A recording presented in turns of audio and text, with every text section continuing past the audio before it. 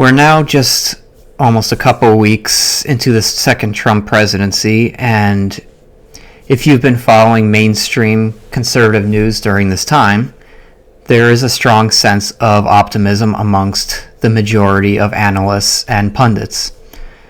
Admittedly, there are a lot of reasons for why that is the case, especially when you consider the kind of nonsense we had to deal with the past 4 years from a regime that made sure to base its policies on what made the least moral and common sense.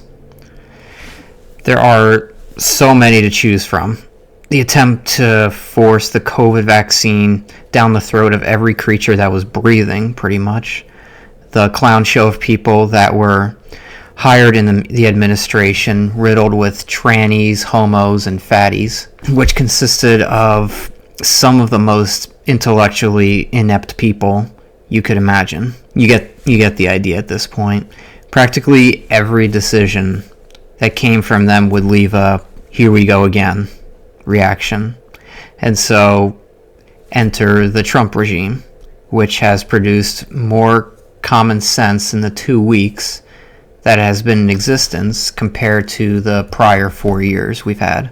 And here are some of the accomplishments that he has achieved during this time. There's the blanket pardon of the January 6ers, which, from what I've heard, practically everyone has been released or is scheduled to be.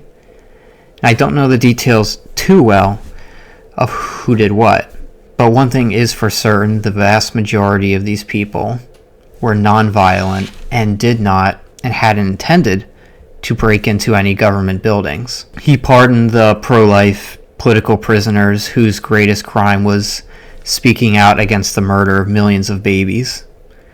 Next, he secured the southern border, so stopping the majority of illegals pouring in is a good thing. Although we'll see how many illegals he actually deports when it's all said and done. At the moment, he's on pace to deport about half or a little less than half of what Obama did in his first term. So that's not really good right now. And he repealed affirmative action and terminated DEI, two programs that were extremely racist and anti-white. He also pulled the U.S. out of the WHO and the Paris Climate Accord. And he declared that the government recognizes only two genders. And I was going to say that they won't be recognizing Black History Month anymore, but he just made an announcement for it, so never mind on that one. The shilling for a group that voted 5-1 against him is quite remarkable. And then finally, my personal favorite is the bullying and stomping over the loser president of Colombia and threatening him to take back their illegals, which this guy talked tough for about 30 minutes and then came crawling to Trump with his tail tucked between his legs after Trump was ready to impose tariffs on them. And part of the same point, Trump is telling the rest of Central and South America that they will take back their illegals and they will like it. Thank you. For however long it takes, however long it lasts, it's nice to see America be a bully again, imposing our will on all of these weaker countries who have been taking advantage of us for the past 4 years and beyond. Enough is enough. So most of that stuff is the sort of masculinity and competence that any normal person likes to see. The past 4 years, we had seen so much injustice, and there are few things that make me angrier than seeing injustice, personally. And to see some good things happening seems both too good to be true and unbelievable. We aren't being pushed around by weaker countries now, although not all of them. You'll see what I mean. People who did nothing wrong are no longer being persecuted. Positions are no longer being filled by freaks who have no business being there. There's reason to feel optimism right now. Now, with all that being said, we have to remind ourselves that things are not even close to being all sunshine and roses either. Despite many good things that are happening right now, there is a lot of bad as well. And we have to temper our expectations because this is still an administration that is compromised and will not be able to accomplish a lot of things that it may want to do. And they simply cannot. First, there is Congress and the Senate. Republicans, I believe, have a 2-vote advantage in the House, which is practically nothing, considering I think there are 435 members in the House.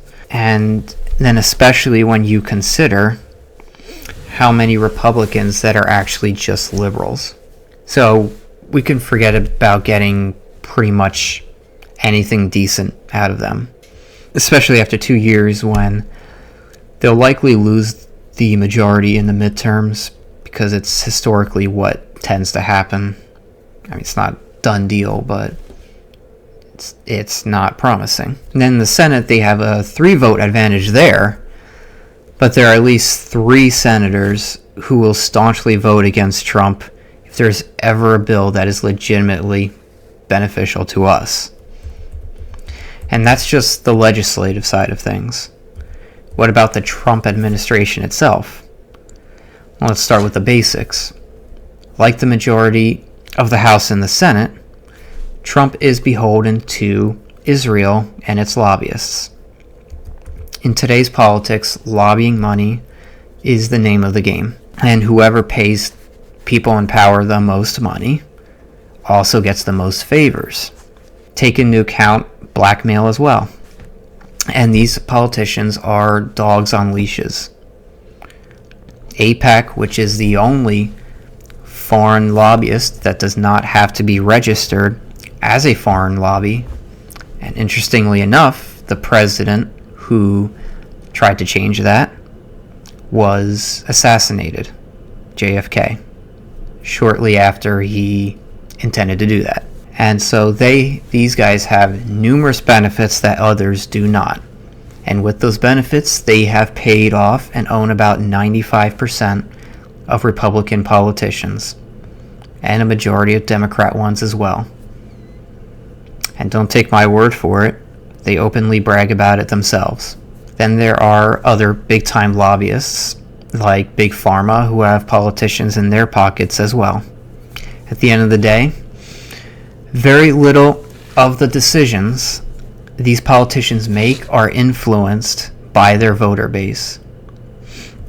Only just enough to keep the uneducated majority satisfied, because the majority of their decisions are based on what will benefit their corporate masters. And something you won't hear much from conservative influencers is that Israel and the tiny hats, as code word I like to use, have the most power and influence within our government. They spend more money than anyone else.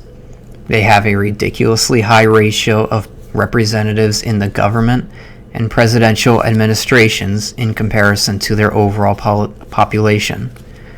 Also, they own the majority of media and control the narrative. Look at the executive order, for example, that just came from Trump's desk to further combat anti-Semitism in America, as if our right to free speech on these topics hasn't already been stepped over enough.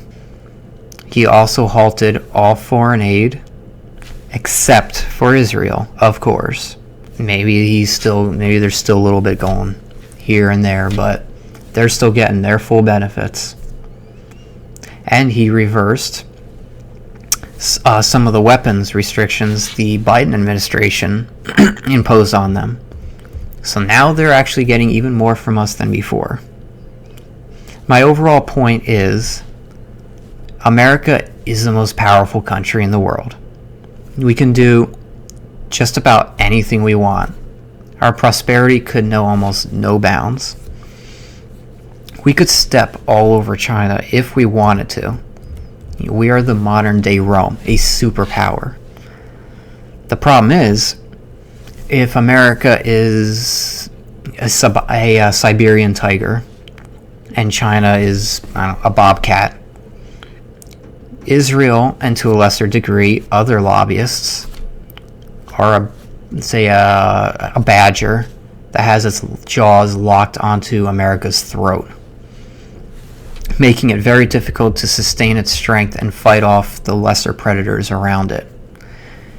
And what makes it even worse is the tiger could kill the badger within seconds, but he chooses to allow the badger to remain latched to its throat. And that's where we're at right now. We could be doing so much better, but this voluntary crutch that we've given ourselves is holding us back to maybe a 40% potential when we could be striving for 100. And that's why I'm saying be careful with your expectations. We're getting some good executive orders and policies, and they really have to, in order to keep the appearance that they are the better alternative to Democrats. But there will be a lot of bad policies as well, or a lot of good ones that will not get through and leave everyone scratching their heads as to why. It's because the majority of the decisions will be based on what will benefit those who are paying them, not who's voting for them. And with all that said, I'm still praying that I will be pleasantly surprised all throughout the next 4 years. I have not yet regretted my vote for Trump. We have gotten some objectively good things from his administration so far. But I'm remaining cautious. And I'm not going to expect too much. And so you have a great rest of your evening, and God bless.